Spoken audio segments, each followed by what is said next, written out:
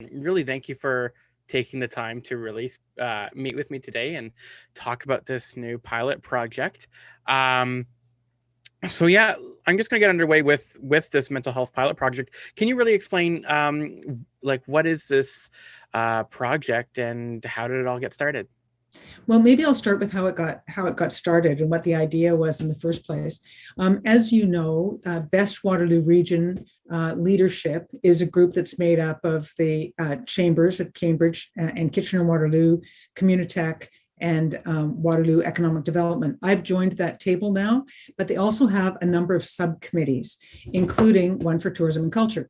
And I sit on that at that table as well. So around that table, we also had joining us a couple of restaurateurs that were representing a number of different restaurants.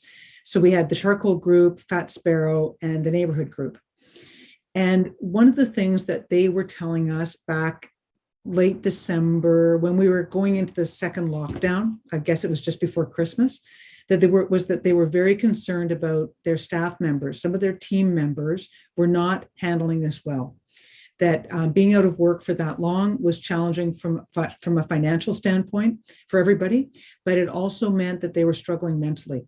And they were wondering if we could find out about what kind of support there might be available.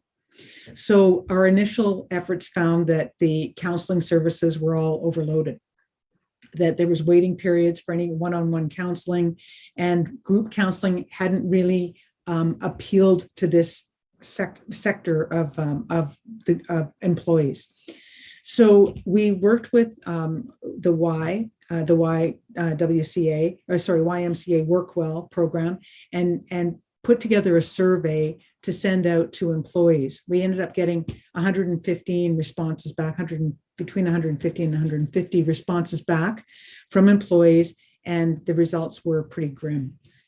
In fact, Jim Moss from the Y said that he had not seen results as dismal as that in the 25 years that he's been in the counseling business. So that spurred us into action. I mean, it took some time, but we appeared at council. We prepared a report for council with the help of Matthew Chandy from the Region of Waterloo. Kudos to him, because he's really the one that has been leading the charge on this. And we were able to pull together a pilot project with Carazon to have a dedicated pilot project program for hospitality workers, mental health support.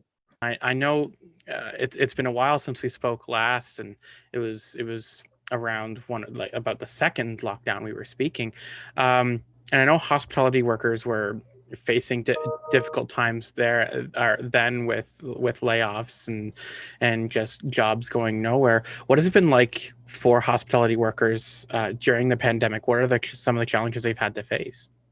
Well, I think one of the big challenges is generally when people are in the hospitality business, it's because they have a passion for it. You don't go to work every day dealing with people all the time, or working in a hot kitchen, or cleaning rooms in a hotel, or doing whatever you do in the hospitality business unless you really love it. So facing a third lockdown as we did, and even after the second one, many people had to make a decision about whether they were going to wait around for business to come back, or if they were going to actively look for another career. And so in an industry where we were understaffed prior to COVID, we were always looking for staff, kind of like the tech industry. They're always talking about how they're always looking for about 3,000 employees. We weren't quite that many, but we were always short-staffed. So this is going to be worse. Once things are able to open up again, we think that we're going to be facing a workforce shortage.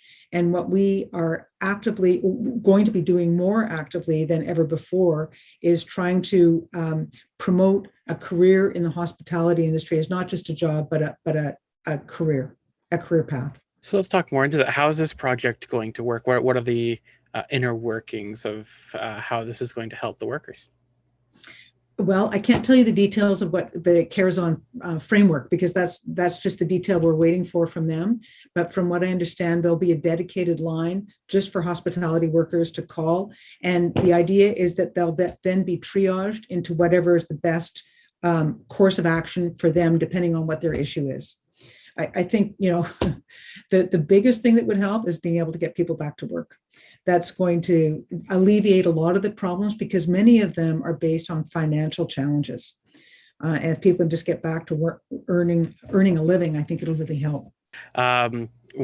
What do you feel needs to happen in order for people's mental health to start improving outside the project? So at some point, obviously, mental health is something that needs to be tackled anytime, even outside the pandemic. But the pandemic has made it extremely hard. So what needs to happen to at least get out of this pandemic so that people's mental health can start to recover to even a new normal? Well, that's a very good question, Robert. I wish I knew how to get us out of this pandemic faster.